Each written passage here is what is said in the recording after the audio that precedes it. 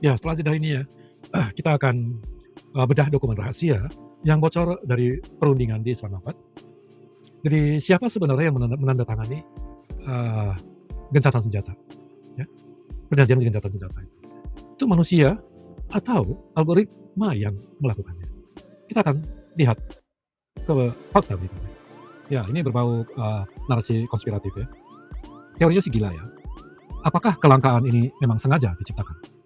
Dengan memutus rantai pasok global, maka para raksasa chip itu bisa menaikkan harga hingga 1000% dan menentukan siapa negara yang layak mendapatkan teknologi AI masa depan. Nah, jadi ini bukan lagi soal pasar bebas. Ini adalah diktator teknologi. Diktator teknologi. Nyawa-nyawa itu adalah milik manusia. Apakah kita akan terus membiarkan geopolitik dunia disetir oleh ambisi teknologi yang haus darah? Atau kita sudah terlalu nyaman dengan kemudahan AI sehingga kita lupa sesuatu yang penting? Apakah kita lupa menjadi manusia yang punya empati, punya hati nurani? Ya, video ini mungkin akan di shadow ban atau dihapus karena kita bicara terlalu jujur. Tapi kebenaran tidak bisa dibungkam oleh algoritma jika kita, kalian, semuanya kita bergerak untuk membela manusia.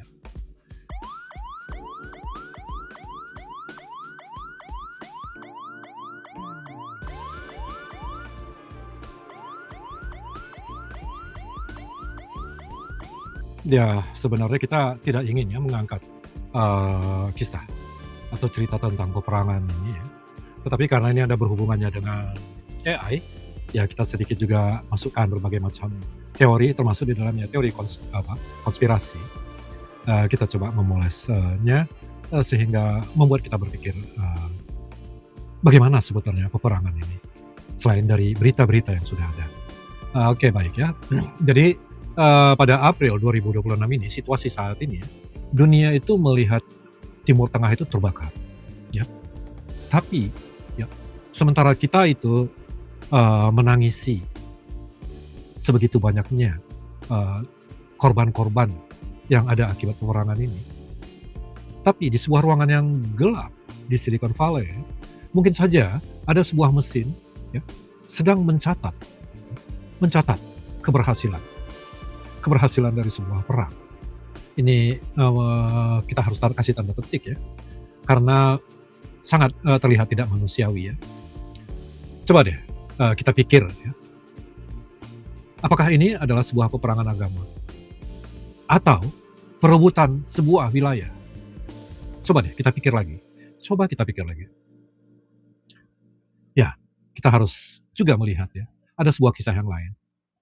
Jadi selamat datang di era APEC protokol, di mana setiap nyawa yang hilang itu adalah sebuah data point untuk menyempurnakan Tuhan, tanda petik ya, untuk menyempurnakan Tuhan yang baru.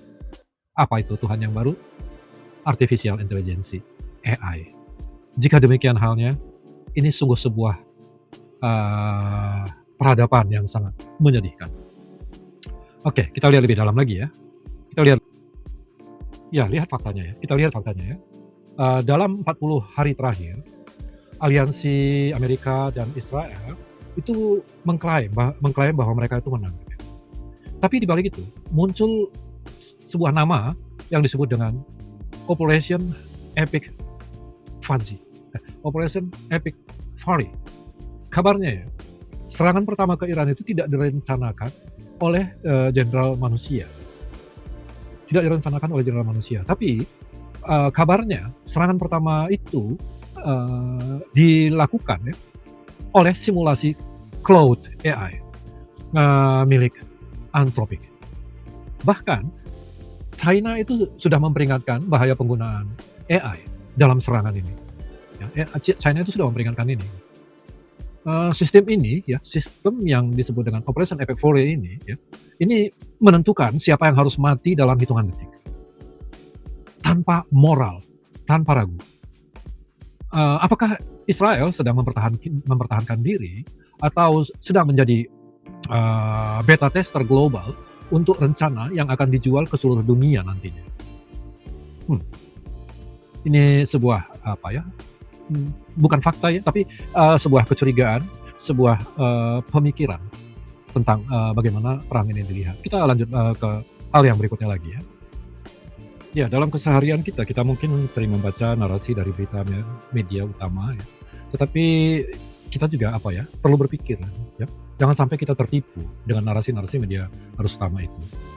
Saat Selat Hormuz ya, terancam ditutup, kemudian harga energi dunia mencekik kita di Indonesia. Tapi lihat siapa yang berpesta? Siapa yang berpesta dalam kejadian ini? Ya. Coba lihat saham, saham teknologi. Saham teknologi itu justru ya, memimpin pemulihan. Ada rebound di tengah guncangan ini. Ini kita harus juga melihat hal ini selain berita-berita tentang perang, tentang siapa yang menang, siapa yang kalah dan sebagainya, dan kita ribut dengan urusan-urusan seperti itu dengan berbagai pendapat kita. Tapi ya itu tadi, teori efek protokol itu menyebutkan ya, kekacauan ini adalah business as usual. Business as usual. Ya. Elit global butuh harga aset hancur agar mereka bisa membeli saham masa depan dengan harga yang murah. Ya, perang ini adalah mesin cuci uang terbesar di abad ini. Ya, ada kecurigaan kita kepada elit global kalau kita melihat bagaimana pergerakan saham itu terjadi justru di saat-saat kita melihat dunia sedang kacau. Ya, ini agak ganjil dengan pemikiran umum. Ya, anak-anak kita melihat robot pelindung di TV. Sementara orang tua kita itu khawatir dengan harga bensin yang naik. Tapi di mata para aktor-aktor yang di balik layar, seperti faksi garis keras di unit 8200 atau teknokrat di Davos, ya, kita semua hanyalah seperti human hardware saja. Gitu. Itu di mata mereka. Begitulah kita-kita ini yang manusia yang khawatir dengan kenaikan harga bensin atau anak-anak yang melihat peperangan ini seperti sebuah sesuatu yang seperti menarik, yang seperti ada yang mereka lihat di dalam game. Gitu. Nah, mereka itu memancing Iran untuk menyerang agar mereka itu bisa melihat sejauh mana sih AI ini ya, AI mereka ini bisa bertahan. Jadi ini udah bukan fiksi ilmiah lagi ya. Ini realita yang terjadi pada April 2026 ini. Pertanyaannya, jika AI sudah bisa memenangkan sebuah peperangan, untuk apa lagi mereka masih butuh para pemimpin-pemimpin yang ada di dunia saat ini? Kalau AI justru bisa mengendalikan semuanya. Ini sebuah skenario yang bisa merusak tatanan dunia yang ada selama ini. Sungguh sesuatu yang membuat kita berpikir lebih jauh. Kita akan lanjut lagi ke hal yang berikutnya. Ya, setelah jeda ini ya, kita akan bedah dokumen rahasia yang bocor dari perundingan di Semarang. Jadi siapa sebenarnya yang menandatangani gencatan senjata? Ya? Perjanjian gencatan senjata. Itu manusia atau algoritma yang melakukannya. Kita akan lihat ke fakta berikutnya. Sekarang mari kita lihat kendali teknisnya ya. Siapa yang mengendalikan ini? Ya. Perkenalkan, mungkin kita juga sudah kenal ya. Unit 8200 di Israel ya. Ini adalah unit intelijen sinyal yang disingkat dengan SIGINT. Ya. Unit intelijen sinyal terbesar yang sering disamakan dengan NSA-nya Amerika, NSA-nya Amerika. Jadi, ya ini dikendalikan oleh sebuah lembaga yang berbau intelijen. Ya, faktanya ya hampir semua raksasa keamanan cyber yang kita pakai saat ini ya, itu didirikan oleh para alumni dari unit ini ya, unit yang disebut dengan SIGINT ini. Mereka itu bukan sekedar tentara ya, tetapi mereka itu arsitek algoritma. Teori menyebutkan bahwa ya, serangan pagar di Lebanon itu ya, pada Januari 2025 yang lalu hanyalah semacam latihan skala kecil sebelum mereka mengaktifkan kill switch dalam serangan AI militer yang mereka lakukan pada April 2026 ini. Contoh populer ya, kita bisa lihat bagaimana perusahaan keamanan cyber besar dan hubungan dengan latar belakang pendirinya dari unit 8200. Produk mereka ada di HP kalian, ada di HP kita. Apakah mereka hanya melindungi data aja, atau juga sedang membangun jaringan untuk mengontrol masa depan dunia, termasuk kita di dalamnya? Ini bagian yang paling gila. Beberapa penganut teori, ya, teori deep state mengklaim adanya faksi teknokrat di dalam Iran dan Israel yang sebenarnya bekerja sama. Coba bayangkan ya, ada beberapa elit yang di Iran dan di Israel itu mereka bekerja sama. Ya, itu untuk apa? Ya, tujuannya apa? Tujuannya adalah untuk menciptakan kondisi chaos. Ya, chaos bukan chaos yang tidak terkendali, tetapi menciptakan kondisi chaos yang terkendali. Yang mengendalikan siapa? Ya mereka. Maka setiap negara itu bisa apa? Pemimpin di setiap negara itu akhirnya bisa apa? Gitu. Ini sebuah kegilaan kan. Ya, jadi kita bisa membayangkan ini semacam ada elit global dan ada pemerintahan bayangan. Ya, ada informasi yang cukup mengejutkan ya. Bagaimana intelijen Iran itu mengklaim ya, bahwa mereka itu telah menemukan harta karun informasi di Israel pada tahun lalu. Nah, yang mengherankannya ini informasi intelijen yang disebarkan. Kenapa mereka memamerkan hal ini? Ya, ini tujuannya adalah untuk saling memacu perlombaan AI militer. Ya. Dengan memiliki musuh yang kuat, ya, maka anggaran untuk proyek AI rahasia itu tidak akan pernah cair dari kas negara. Nah, sehingga masing-masing mereka ini sengaja mengumbar bagaimana lawan-lawan mereka ini memiliki suatu strategi tertentu yang berbahaya bagi mereka, sehingga mereka juga akan mendapatkan dukungan dana baik dari pemerintahannya, kas negaranya, atau juga mungkin dari pihak-pihak lain. Ya. Nah, yang agak kontroversial ya, apakah sebenarnya rudal Iran yang menembus pertahanan Israel itu benar-benar merupakan sebuah kegagalan teknologi, atau memang sengaja dibiarkan masuk ya, agar Israel juga punya alasan untuk merilis serangan balik berbasis AI yang belum pernah dilihat dunia. Masing-masing memiliki skenario agar mereka ini bisa melakukan sesuatu dengan alasan-alasan tertentu yang mungkin mereka juga sengaja untuk memancing agar situasi itu bisa terjadi.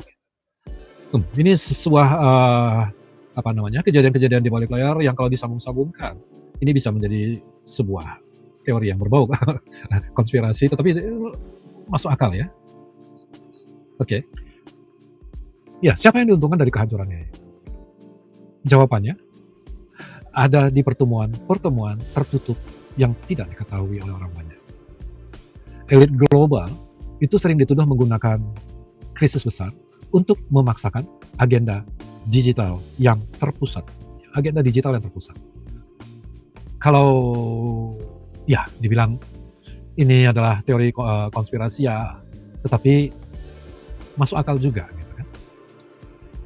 Ya, tapi mungkin kita ingat ya, ada sebuah rumor tentang video Netanyahu yang diduga adalah hasil dari AI, itu terjadi pada Maret 2026 ini.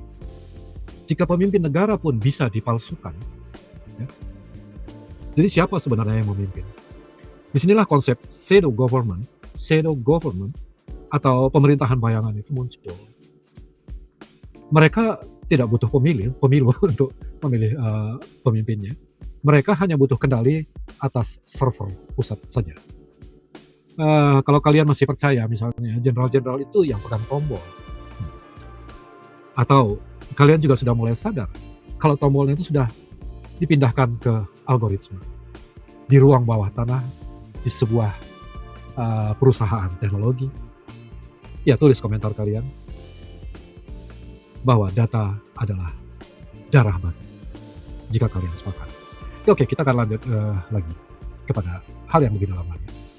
Misalnya gini, kalian pernah dengar nggak istilah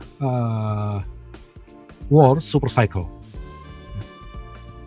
Saat ini ya, sektor pertahanan itu sedang masuk ke fase di mana perang bukan lagi menjadi beban ekonomi, ya, tetapi mesin pertumbuhan. Ini membuat kita mikir loh. BlackRock dan Vanguard ini dua pengelola aset terbesar di dunia. Diketahui ya, mereka ini ya, kedua pengelola aset terbesar di dunia diketahui mengakumulasi saham-saham ini tepat sebelum guncangan April 2026 ini terjadi. Ini tidak diberitakan di media-media umum, tetapi coba kalau dilihat secara keseluruhan, kita lihat dari helikopter view, ada apa di balik-balik ini yang terjadi keganjilan-keganjilannya. Ya, apa yang menjadi keganjilan di sini ya? Kenapa mereka menginvestasikan ya, miliaran dolar ke pusat data AI di tengah peperangan, di tengah terjadinya perang? Ya, karena mereka tahu ya, AI itu butuh energi, dan perang adalah cara tercepat untuk merombak peta energi global. Mengerikan. Ya, mungkin kalian tahu atau mungkin tidak tahu ya. Chip AI tercanggih itu membutuhkan material seperti apa? Helium, palladium, dan kobat. Qatar ya memproduksi sepertiga dari pasokan helium dunia. Ya, Qatar ya. Saat Selat Hormuz ditutup, ya, pasokan ini kan terhenti nih. Barang dari Qatar nggak bisa keluar. Kemudian apa yang terjadi? Harga chip AI diprediksi akan naik tajam, ya kan? Harganya akan naik tajam. Jadi siapa yang diuntungkan kalau harganya naik tajam? Ya, ini berbau narasi konspiratif ya.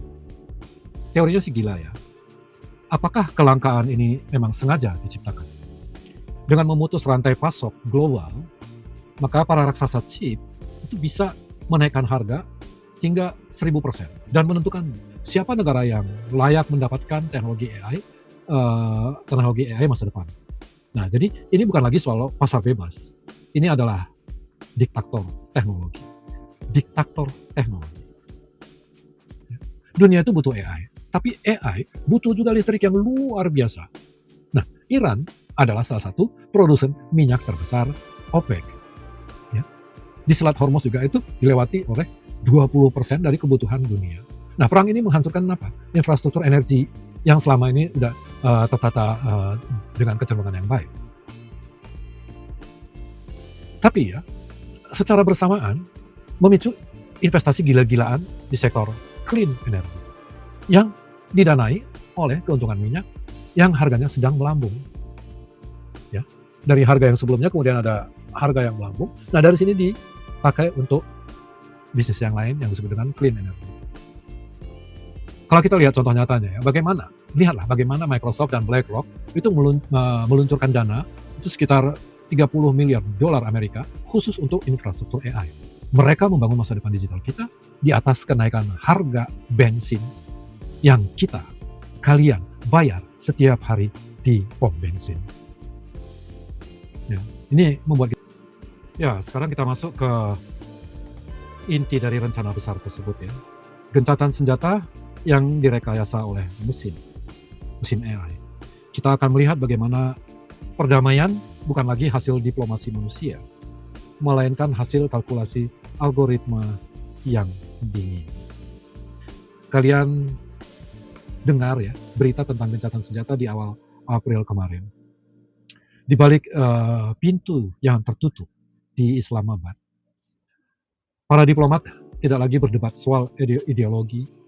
Ya. Mereka menggunakan AI negotiation model. AI negotiation model. Kabarnya ya, ini kabarnya ya, bagaimana AI tersebut menghitung ribuan skenario. Ya. Jika perang berlanjut, ekonomi global akan runtuh dalam 14 hari. Hasilnya, sebuah kesepakatan damai yang dipaksakan oleh kalkulasi matematis. Manusia di sana hanya tinggal membubuhkan tanda tangannya saja. Jadi apakah ini adalah sebuah perdamaian atau penyerahan kekuasaan, penyerahan kedaulatan kepada algoritma? Sekarang kita masuk ke bagian yang kita sebut dengan pemerintahan yang berbasis algoritma atau detect state.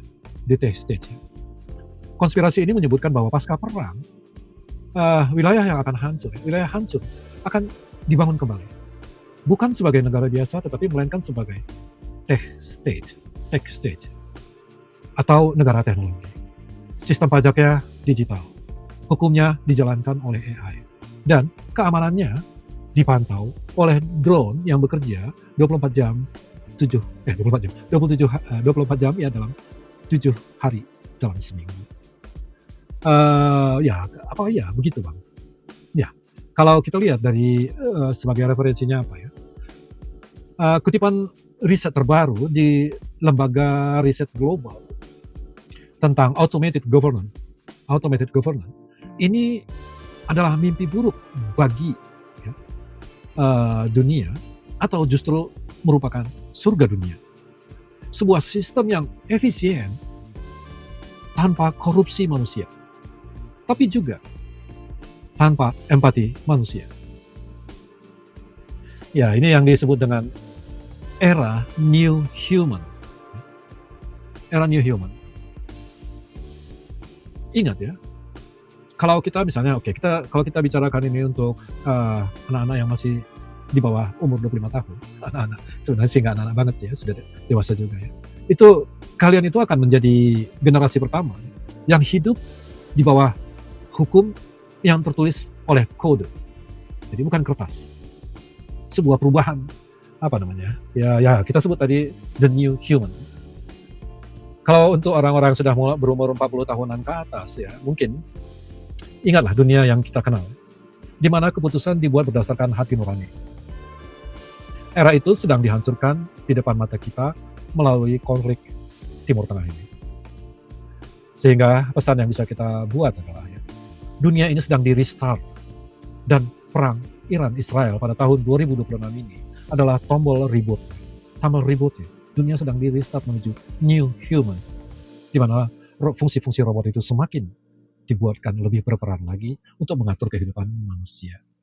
Ya, tidak seluruhnya, tetapi ya kalau misalnya ada negara yang pakai disebut dengan tech state, negara teknik gitu ya. Kemudian undang-undangnya juga dibuat oleh oleh kode.